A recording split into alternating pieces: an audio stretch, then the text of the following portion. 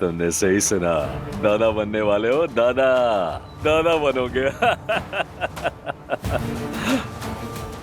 लेकिन अगर तुम मुझे अभी गोली मार दोगे तो उसे कभी नहीं मिल सकोगे। मैं तो समझा था तुम सुधर गए हो, लेकिन तुम तो मौत के सामने भी झूठ बोल रहे हो। झूठ बोल रहा हूं? अगर मैं झूठ ना बोल रहा हूं तो?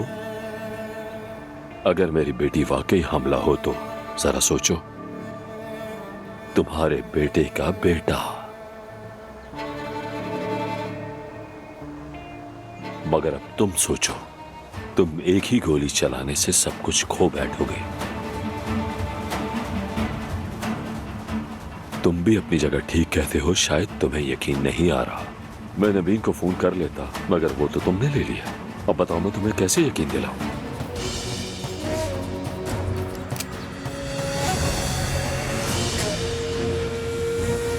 चलो तैयार हो जाओ।